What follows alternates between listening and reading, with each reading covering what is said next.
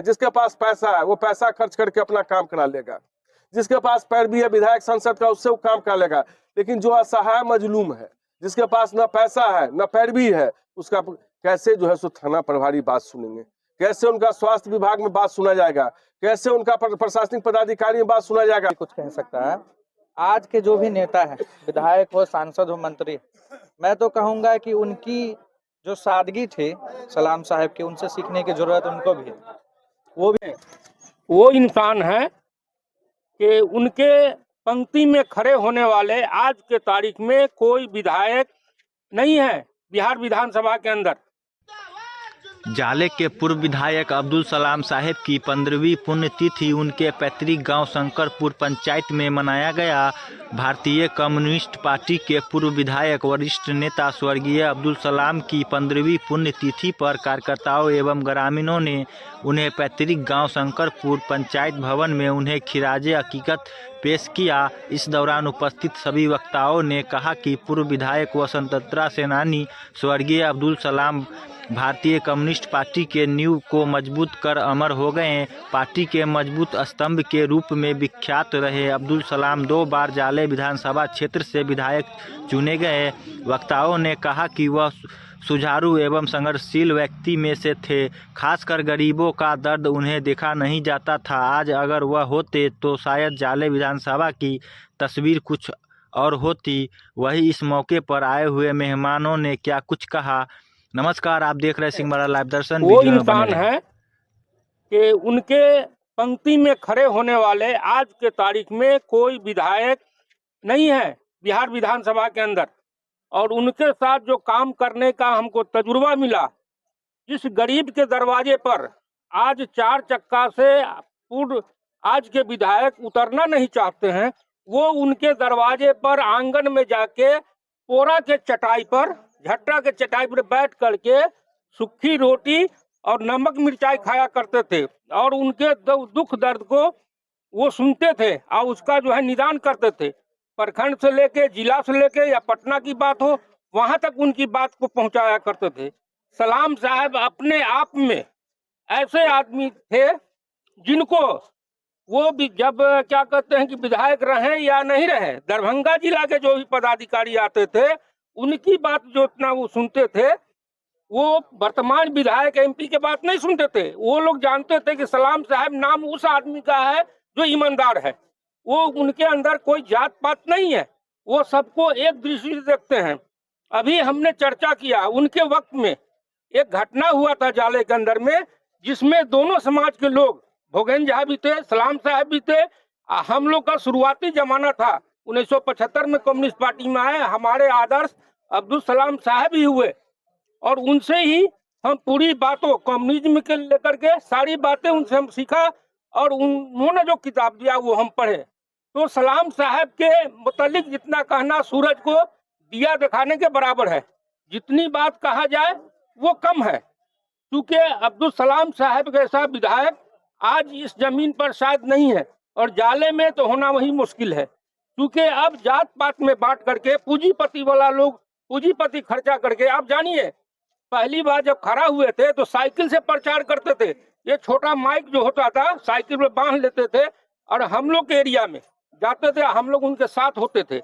1975 80 में जब पहली बार वो बने हैं, क्षेत्र भी काफी बड़ा हुआ करता था, अब तो छोटा हो गया है। और पहली बार जब 1980 में वो विधानसभा के सदस्य बने, उसके बाद जाले के अंदर जो तरक्की हुआ, जो विकास हुआ, जहां भी पुल बना, वो लगनवा पुल की चर्चा कर रहे थे हम लोग। वो लगनवा पुल से लेकर के और बहुत ही छोटा छोटा पुल, और ये पीसीसी वाला काम जो हुआ, क्या पिच वाला काम उन्हीं के जमाने में हुआ, उससे पहले नहीं हुआ था जाले के अंदर। वो लगातार संघर्ष करते रहे, गरीब के लिए, दलित के लिए, शोषित के लिए, उन लोग किसान के लिए, हमेशा उनके। आज भी हमारे एरिया में सारे जो पुराने लोग हैं, आज भी सलाम साहब का जब चर्चा होता है तो ईमानदारी के मिसाल कायम करते हैं कि नहीं, ईमानदारी में वो इंसान ही सलाम साहब का जोड़ा, उनके बराबरी का आज कोई विधायक नहीं है, कोई नेता नहीं है, चाहे कम्युनिस्ट के अंदर हो या और भी पार्टी के अंदर हो।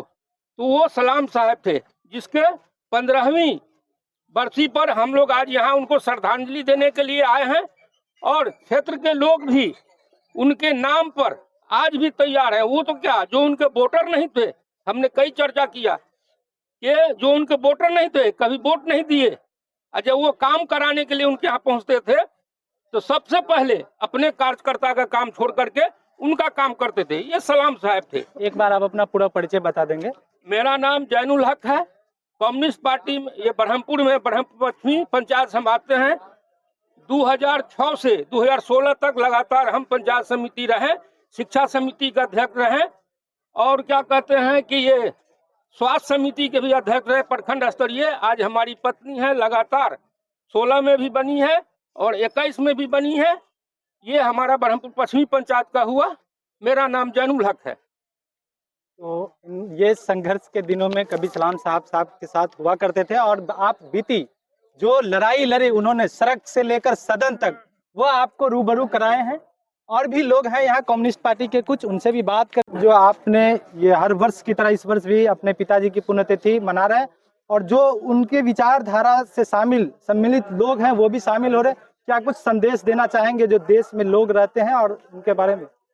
सबसे पहले तो मैं आपका धन्यवाद देना चाहता हूं कि आपने अपना कीमती वक्त निकाल के यहाँ आया। और दूसरी चीज कि उनसे संदेश देना चाहते हैं। सबसे पहले तो हम उससे संदेश लिए कि उनके बलबूते पर, उनके बनाए हुए रास्ते पर चल के आज 5 बार से 3 बार मैं स्वयं और 2 बार हमारी पत्नी जो है सो यहाँ से मुखिया रही, ये भी उन्हीं की देन है। यहाँ से विधानसभा का चुनाव 3 बार भारतीय कम्युनिस्ट पार्टी ने हमको लड़ाया, ये भी उन्हीं की देन है। उन्हीं के नाम के बलबूते पर हमको जो है सो बिहार सरकार में अल्पसंख्यक आयोग के सदस्य बने, भी उन्हीं की देन है। और भारतीय कम्युनिस्ट पार्टी में सक्रिय कार्यकर्ता के बुझे या लीडर के बुझे, भी उनकी देन है। मैं व्यक्तिगत कहता हूँ। समाज में उन्होंने हमेशा भाईचारा का माहौल दिया, हमेशा जो है सो सब लोगों को लेके चला। एक वामपंथी पार्टी कम्युनिस्ट है, लाल झंडा की पार्टी, जिसमें कोई जात नहीं है। वो फॉरवर्ड क्लास के सभी जात हों, बैकवर्ड क्लास के सभी जात हों, अल्पसंख्यक को, सबको समान स्थिति, कहीं भी जातीय समीकरण उन्होंने जो है सो कम्युनिस्टों ने लेके नहीं चला। उनके साथ एक ही चीज था कि जात सिर्फ 2 होता है, एक अमीर की जात होती है, एक गरीब की जात होती है।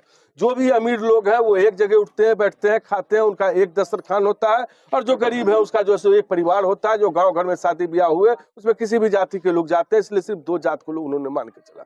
उनका एक ही चीज था कि जीवन में संघर्ष को अपनाओ, और संघर्ष ही से इस गरीब गुरबा का जो है सो सहयोग हो सकता है।